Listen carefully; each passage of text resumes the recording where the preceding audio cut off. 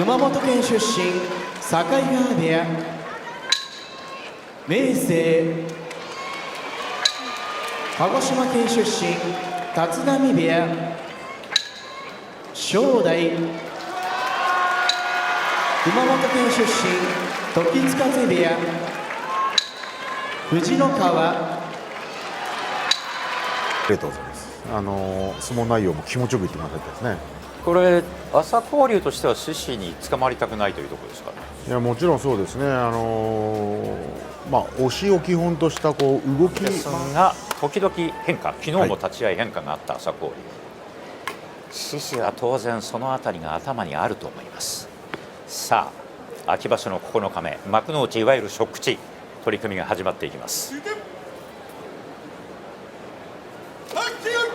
まともにいきました朝紅龍。おっと張ってきた時折獅子はこの気合を見せます。ただ気合では負けない朝紅龍。さあ中に入った朝紅龍、ここから投げもあります。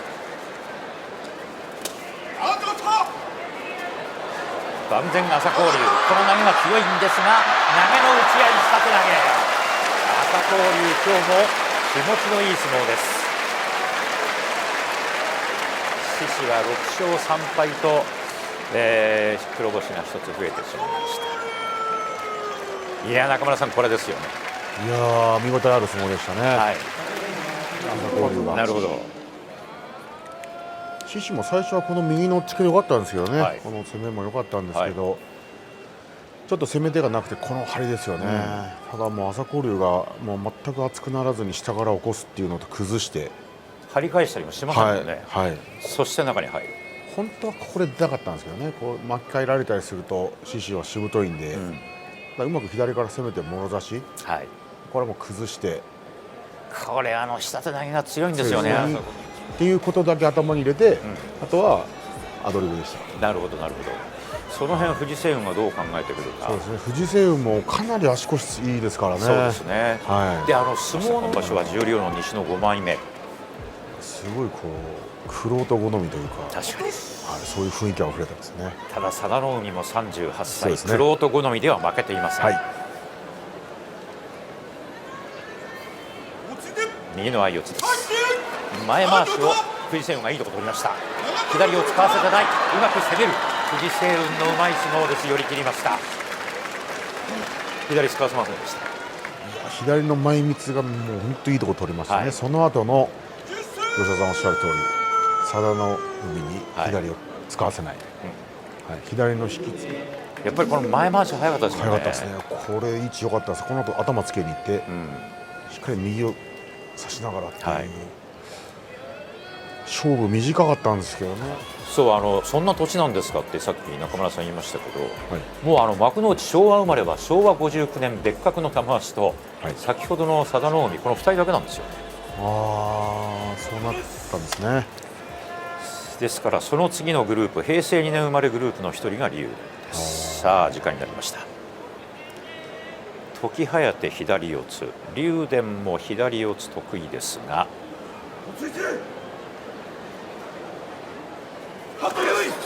まずは得意の左が入りました。時疾風、上手も引いています。これで時疾風十分ですが、ここから粘るのが竜電。早く攻める時疾風、残す竜電、休まない時疾風、攻めまくりの上手が切れた。さあこれを待っていたか竜電。今度は竜電、寄り切りましたという時疾風のこの表情。早く攻めようというその気持ちがよく出てきた時疾風ですが、竜電四つ相撲同士の持ち味がちょっと違うね。四つ相撲同士のいい攻防でしたね。竜電、この時疾風も本当によく攻めて、やれること全部やったと思います。もう右の上手からどんどん攻めて、投げで崩してっていうところまでいったんですけどね、竜電がやっぱりこの左の差し手もう得意なんで、最初は左の下手を持ったまま相撲を取ってたんですけどね、途中左の下手離してすくい投げに変えましたよね。そうでしたね。時疾風はもう右の上手がもう本当にこう攻めの、竜電いい相撲でしたね。いい相撲でした。鳥肌立ちました。本当にでしたので、一方明生もちょっと腰の状態が良くないのか脆い相撲が目立ちます。まあ互いに長く力士を務めてきますと大なり小なりどこかしら痛くなるんですが、過去は9対3枚目なんですけどね、このところちょっと腰の状態良くない明生です。さあ錦木は昨日の初日の相撲を今日につなげられるか。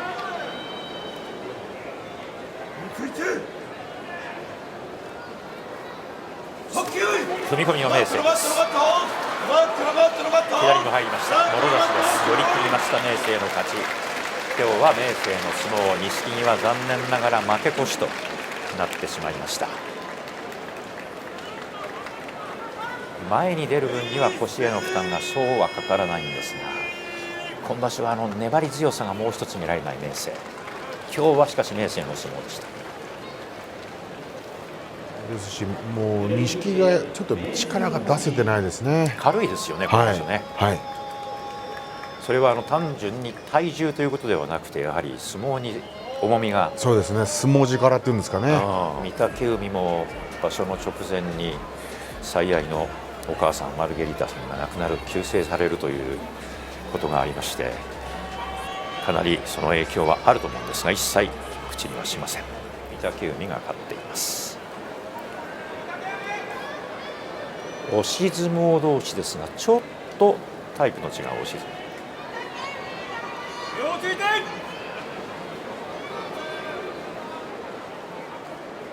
友風頑張れっていういい押っ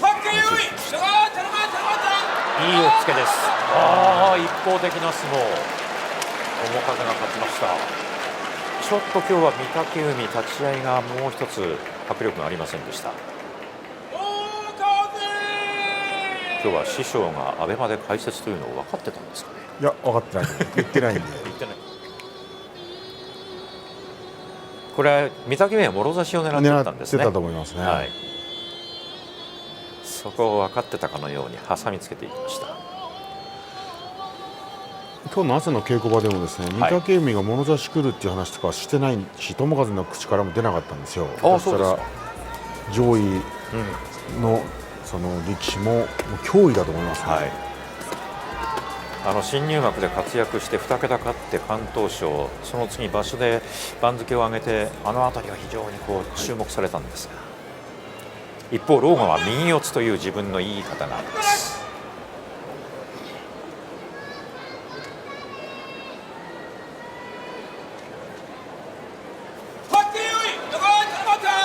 狼雅は回しが欲しい、それを決めようという湘南の海です。これが湘南の海ですが、この辺りは狼雅のうまさ、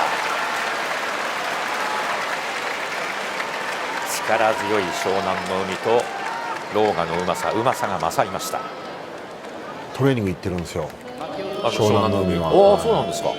たまにというか稀にというか、何度かですけど、うちの部屋のトレーニングルームでトレーニングやってたこともあって、本当に真面目というか、相撲に向き合う姿勢というのはなんか築地も初日2日目あたりはちょっとこわごわかなと思いましたが、初日2日目で長い相撲を取ってるんで、なんかそれでリズムに乗った気がしますね。なるほど。さあこの体操が非常に面白いところです。中に飛び込んでしまえば翔猿なんですが、正代の立ち合いのあたり、そして2歩目、過去は9対7と正代がリードしていますが、このところ翔猿が3連勝中です。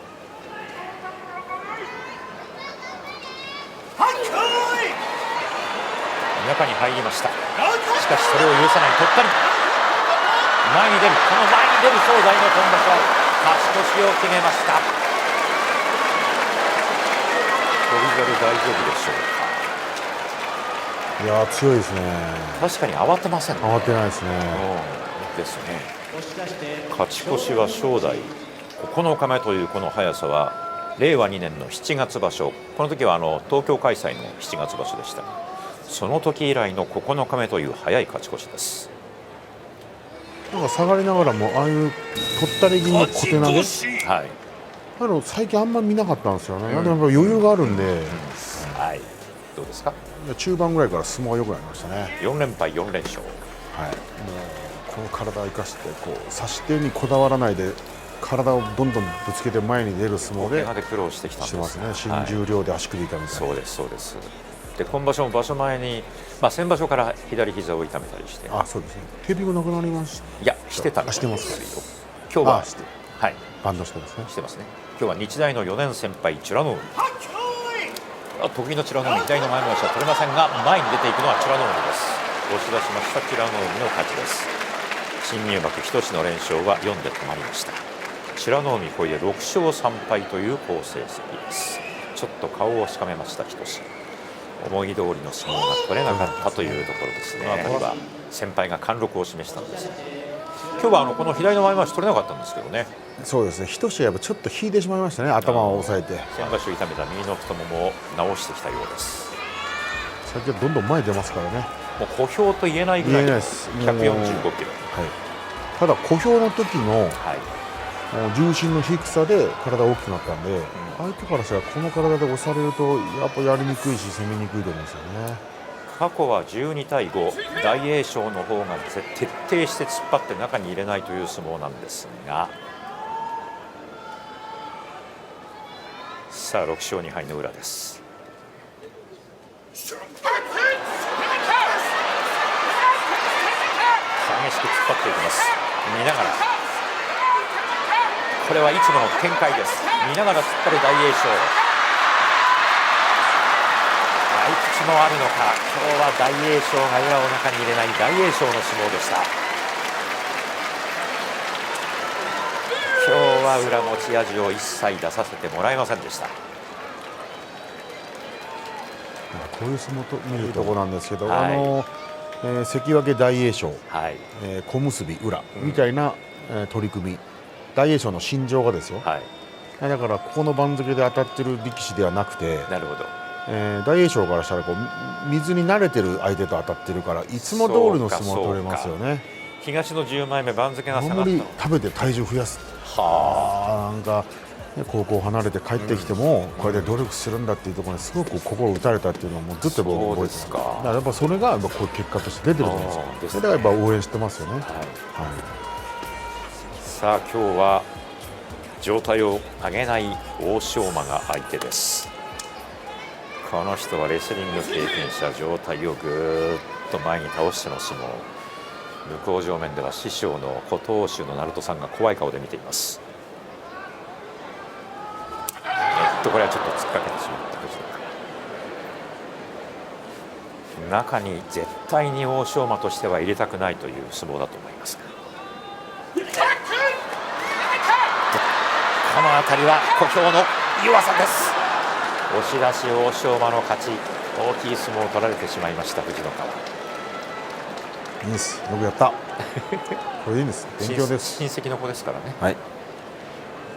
やっぱ最初、欧勝馬が本当によく取った。そうですね。この右から決めて、左からのど輪、で崩して相手を正面に置いて、もう余裕を持って見せてくれていません翠富士。さあ勝ち越しがかかる隆の勝です。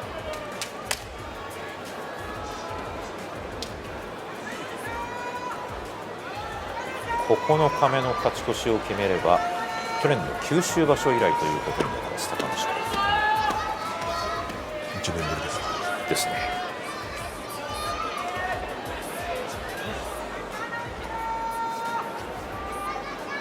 隆の勝の押しをしのいで今日も中に入りたい翠富士です。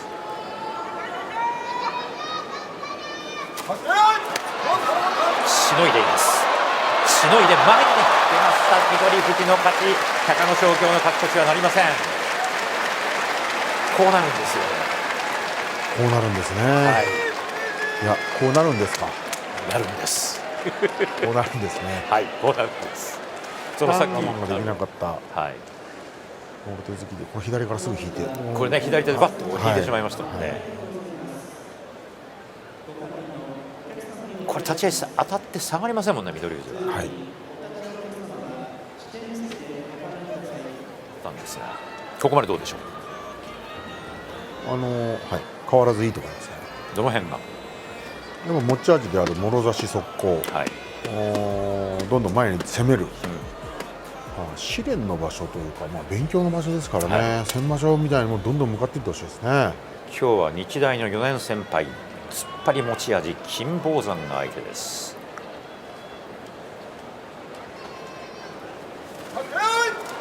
下がらない草野、中に入った草野の相撲です。寄り切りました草野、これで5勝4敗、白星が1つ先行しました。金峰山の突っ張り、腕がぐーっと伸びる前に中に入りました。金峰山、今日頭からいきましたね。こちらこの低くいかなきゃいけないと、こうもろ手と3点でかかっていったわけですね。タイプ的に草野からしたら金峰山にもろ手突きで来られたのが嫌だと思うんですよね。そうですよね、起こされる。でもやっぱその金峰山がこういう立ち合いをするという選択をさせた。土俵上は平戸海と大野勝です。この対戦も楽しみですよね。楽しみですね、平戸海は小さい体ですけどね、勝の方は左でまわしを引きますと、右四つなんですが、このところその四つ身の相撲に安定感が増してきています。過去はしかし2回ともすべて幕内の対戦、平戸海が勝っています。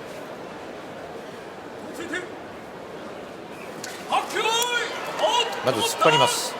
大野勝、前回しを探ります。押しの展開になりました平戸海の勝ちです。まわしは与えず、まわしを欲しがらない相撲でした。途中で左の前回し取りに行ったんですが、それを与えませんでした平戸海です。どうしてもやっぱりこの、もうちょっと送った、もうこの突っ張りもそうなんですけど、やっぱ上から下にこうするんですよ。平戸海はこうなんですよ。この辺は平戸海の身長が低いということは関係なく、あります。それもあります。じゃあそれも武器にしているということですね。最後なんてもう全然腰の高さ違いますし、ね、だから、平戸海はやっぱりこうたまたま8回負けただけです。なるほど。角界一の馬力持ってますから、大野里に匹敵する馬力は自分は豪ノ山だと思ってるんですよね。確かにそれがはまるときは本当に白と黒がオセロのように逆になりますね。なると思います。一山本も今場所はもう一つ一山本らしい相撲が出ていません。押し相撲同士。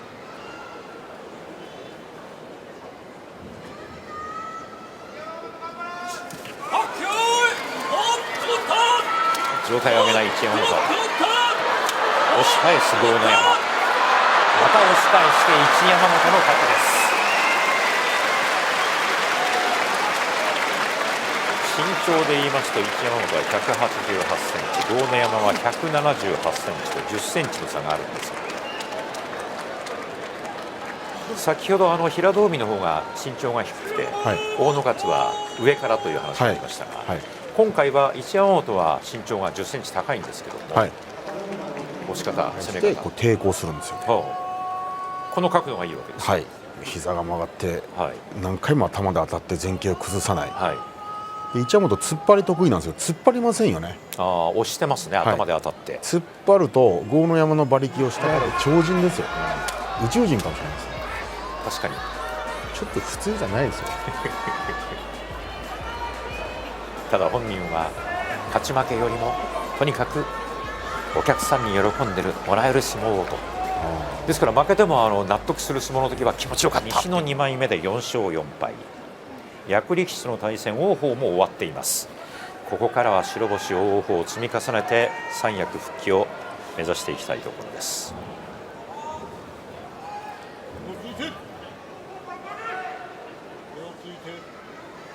当たりは玉鷲です。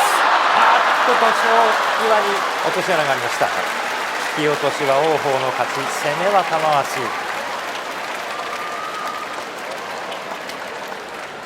玉鷲の凄まじい立ち合いでしたけどね。すごかったですね。したんですけど、いい当たりをしたんですけど、王鵬もですね、実は適度に押し返してるんですよ。で、当たった後にですね、刺した後に肩すかしがが内無双をよくやるなと思ったんですけどね。と思ったら琴櫻にはこう出て前に行ったりですね、若隆景、霧島、どんどん前に行く相撲も取りますね。そうですね。一方阿炎はまだ今場所の白星がありません。今日は阿炎がどういう立ち合いをするか。前回の対戦ではなんと阿炎は張り差しに行きました。もろ手ではありませんでした。今日はもろ手、前傾崩さない青錦、追い詰めてしまいました。押し出し青錦7勝目、新三役の場所も危なげなく勝ち越しまであと一番としました。新三役の場所で危なげなくっていう吉田さんの関脇安美錦の安治川親子ですが、はい、先場所と今場所は対戦する相手が、ほぼ同じだと、はい、でもやっぱり新三役という場所はよく違うっていうじゃないですか、はい、いやー、本人はそういうことは全然動じていませんっていうふうに師匠は言ってましたね。してないですよね、内容を見ても。いや、大したもんだと師匠も言ってましたが、今は伊勢ヶ濱親方、その伊勢ヶ濱親方からとにかく攻めろと、前に出ろと、それで一つ最高位を上げてきている白鵬と、明日はこのアベマ、大相撲ライブ、照ノ富士の伊勢ヶ濱親方の解説でお伝えしますが、今日で高安は幕内の出場が通算1100回という区切り、こちらはベテラン まだまだ負けていないという35歳です。小結高安と白鵬です。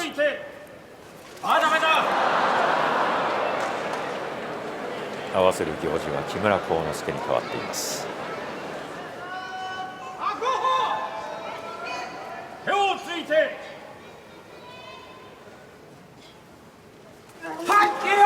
上手を取りに行きましたが、もろ差しです。白鵬寄り切り、白鵬がこれで腕を負傷しましたけれども、昨日今日と白星です。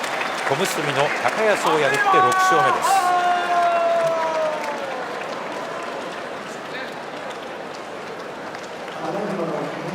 出ながら、前に出ながらなんですよ。常に自分の後ろが広いんですよ。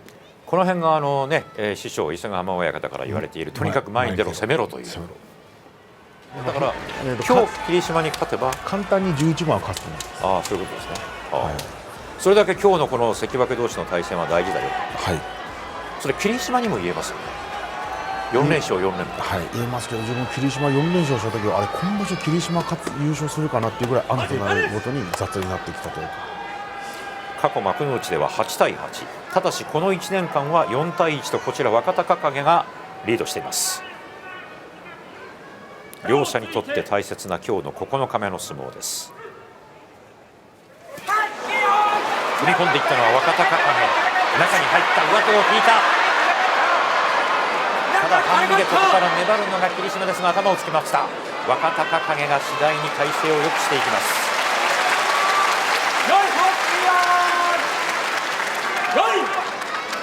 慎重に攻める若隆景。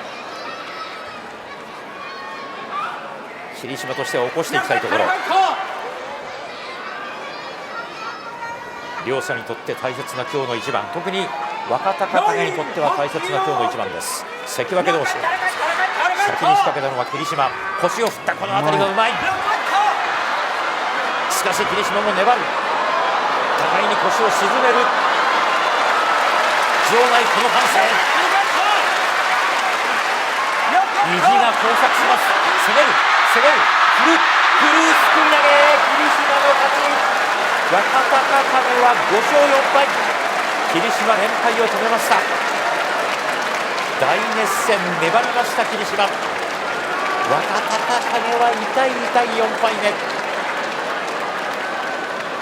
これで目安の11番のためには全て勝たなくてはいけない。霧島が、右の半身から、本当にしのいで左を差したっていうところですね。もう若隆景も必死でこう頭をつけ、なんとかこう体勢を維持しようとするんですが、途中左の腰を振って、はい、霧島の一枚回し右の下で切るんですよ。切るんですけどね、そこでやっぱ勝負できなかったですよね。そこで思わずね、中村さんうまいっていう言葉が出たんですが、あそこで出て出し投げ打つとか、は何か攻め手が、なるほど、これも、若隆景が有利な形に見えるんですけど、ですよね。ただ霧島は右の一枚回し持ちながらこの左の使い方うまいんですよ。これうまいですよね。これうまかったです。この後に決めながら、この若隆景の右からのこのこう上手を取りに行く動き、はい、これで霧島左させましたよね。向こう側ではそうか、押っつけじゃなくて上手を取りに行った、はい、で右は絞って若隆景のこの左の回し効いてませんし、そうですね、上手も効いてませんでしたしね、その辺もまた難しさはあったかもしれません。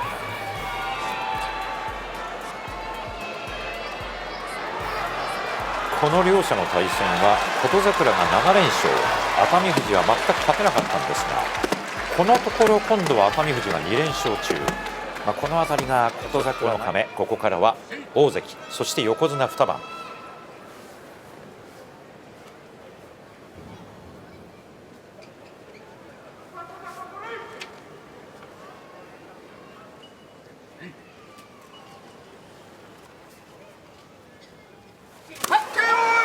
もろ差しを狙ってきた肩すかし、琴櫻の勝ちです。今場所はもう一つ熱海富士に元気がありません。今日は余裕を持って大関が相撲を取りました。これで6勝3敗琴櫻、一方熱海富士は2勝7敗と星が変わります。今日はもう最初からもろ差し狙いですね、琴櫻は。はい、熱海富士がちょっと何を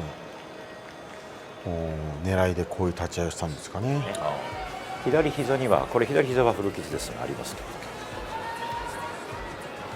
先場所の強さはたまたまじゃないと思うんですよね。もともと大器と言われて、怪我に泣いた琴勝峰です、はい、さあ勝負のポイントどの辺でしょう。勝負のポイントですか、はい、琴勝峰はやっぱり常にこう横綱を交代させるような相撲を取りたいですよね、回しは耐えたくない、支えたくないですから、先に上手を取って横綱が一昨日のようなこう相手の圧力をかぶるような下手投げ、すくい投げ、はい、そういう展開にしたらちょっと面白いかなと思うんですけどね。ちょっと気になるのは豊昇龍が昨日、一昨日と相手に攻め込まれてそこから体勢を立て直しての相撲、その辺がちょっと気になるところです。過去は幕内2対1と豊昇龍がリード。先場所は優勝争い止めたかったという豊昇龍、壁になりたかったという横綱です。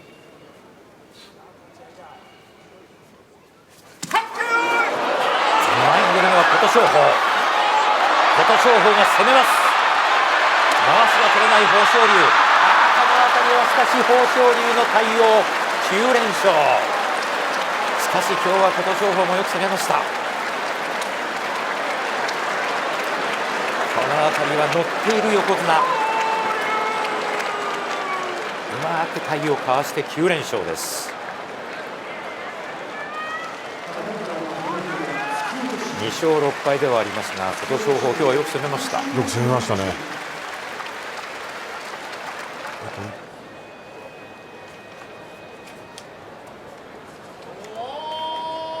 本当によく攻めましたね。回しを与えない。ただやっぱり豊昇龍が、今日は引かなかったですよね。呼び込まなかったですよね。はい、ここもバランス崩しかけたんですけど、やっぱ相手を正面に置いて引かないですよね。このいなしですもんね、最後も。しかし本当に琴勝峰は成績が6勝2敗、若元春も今場所好調です。三役経験も豊富に持っています。過去の対戦成績を見ますと6対2と大の里がリードしています。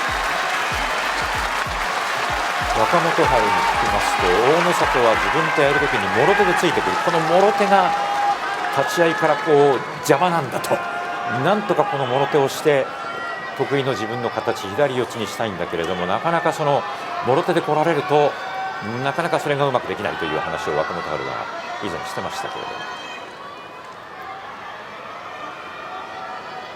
も、だいぶ怖い顔になりましたね。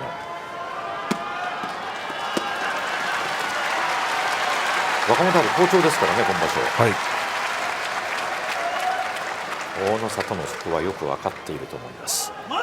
9連勝とした豊昇龍が見上げる土俵です。星一つの差の大の里、後半戦の相撲が始まります。もろ手からいく。ちょっとバランスを崩した。しかし右四つだ。寄り倒しました。大の里の勝ち。大の里8勝1敗勝ち越し。ヒヤッとはしましたけれども、その後は慌てませんでした。若元春としては右四つになってしまいました。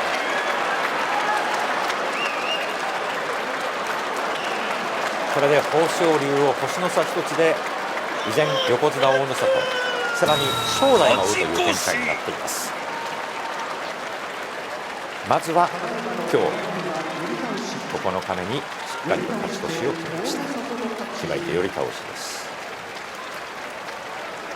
今日はなんかいつになく非常に厳しい顔で最後の塩土俵に入ってきましたけれども、ちょっとヒヤッとしましたかね。一瞬ヒヤッとしましたけど、若元春もやりにくいって言ってただけに、このいい体勢になったところで右四つに組んでしまいましたよね。そうでしたね。ここで左四つになればね、あれだったんですが、若元春は大の里がもろ手で来るというのはもうある程度は考えていたと思うんですが、はい、それの対応は良かったんじゃないですか。良かったですね。はい、やっぱり攻め急いだという形になりましたよね。若元春が攻め急いだ。はい。弓取式は羅漢寺が今場所を務めています。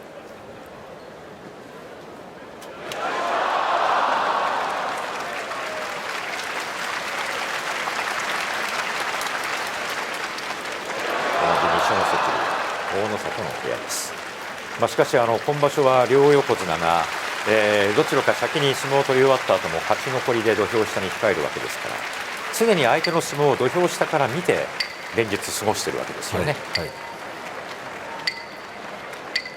そのあたりも何か両者の気持ちがぐっと高まっている中での取り組みが続いているかもしれません。弓取式も終わりました。この後は親方が選ぶ今日の一番などを織り交ぜながら、今日の取り組みたっぷりと振り返っていきます。